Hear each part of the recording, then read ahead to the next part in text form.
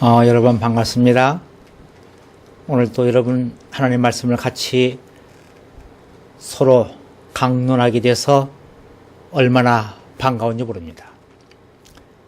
하나님의 말씀은 생명력을 가졌습니다. 하나님의 말씀은 능력이 있습니다. 이렇게 말씀을 계속 우리가 보면서 여러분의 심령이 뜨거워지기를 간절히 바랍니다. 오늘은 창세기 10장을 보겠습니다. 10장은 아주 중요한 장입니다.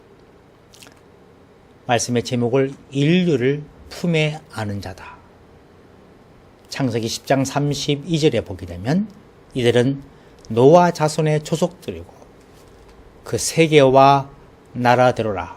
홍수 후에 이들에게서 땅의 열국 백성이 나누어졌느니라. 이 10장의 기록은 모든 사회학자나 고고학자들이 그 정확성에 경탄하는 정확한 역사의 기록입니다. 오늘 본문을 통해서 인종과 민족의 기원을 알 수 있습니다. 본래 인류는 한 혈통이었습니다. 근데 인류가 인종차별과 민족주의로 불행과 전쟁의 공포 속에 살고 있습니다.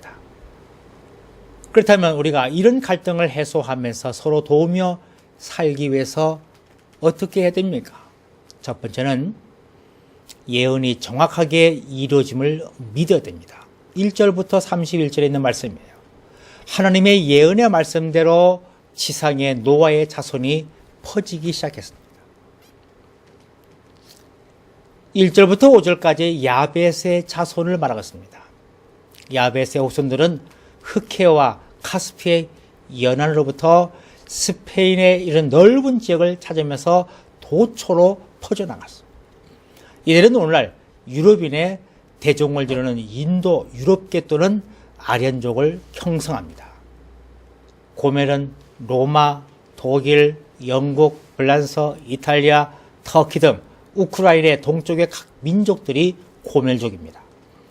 마곡족은 한국, 중국, 알래스카, 인디안, 구소련, 일본 등 흑해 동남쪽의 스쿠리아 족속들이 그랬습니다. 마드는 카스피아, 서남쪽의 메디의 족속입니다. 야와는 그리스입니다. 두발은 소아시아 동쪽의 족속들이에요. 메색은 흑해 주변의 족속입니다. 디라스는 에게해 주변 펠기스한 족속들입니다. 6절부터 20절은 함의 자손에 대해서 말하고 있습니다. 특히 함의 후손들은 나일강 유럽과 고대 팔레스틴 지역을 중심으로 살았지만은 오늘날은 아프리카 대륙을 중심으로 해서 흑인들의 대종을 이루는 니그르족을 형성한 것을 볼 수 있습니다. 구스는 이디오피아를 말하고 있고 미스라임은 애굽을 말하고 있고 붓은 아프리카 가나안을 말하고 있습니다. 또 셈의 자손은 21절에 말하고 있습니다. 셈의 후손들은 오늘날 대략 근동 및 중동의 아시아 문화권을 형성합니다. 엘람은 페르시아만과 카스피의 사이에 거주한 족속이었어요. 아수르는 티그리스강 동편에 거주한 아수르 족속입니다. 아르박삭은 아수르 북쪽에 거하는 족속, 곧 이스라엘 족속을 말합니다. 룻은 소아시아의 각 민족을 말합니다. 아람은 수리아, 시리아, 메소포타미아의 아람 족속을 말하고 있습니다.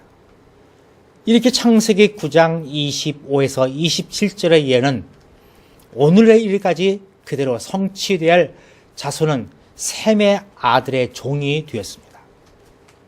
하나님의 예언의 말씀은 정확하게 성취가 되었습니다.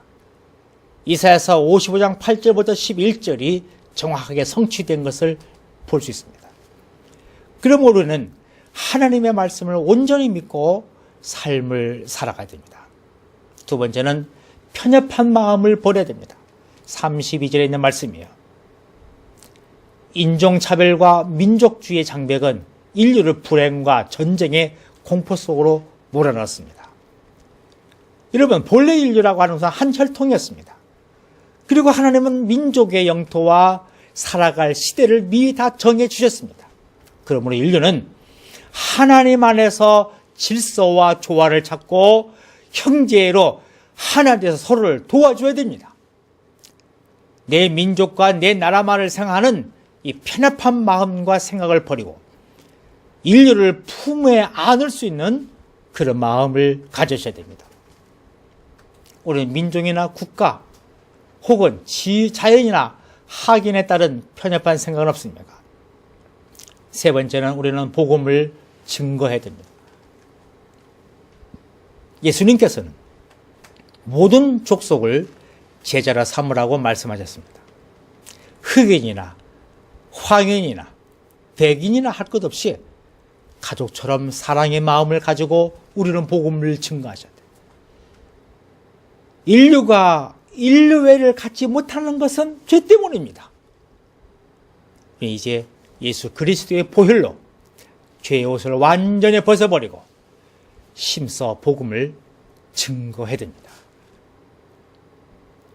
아멘.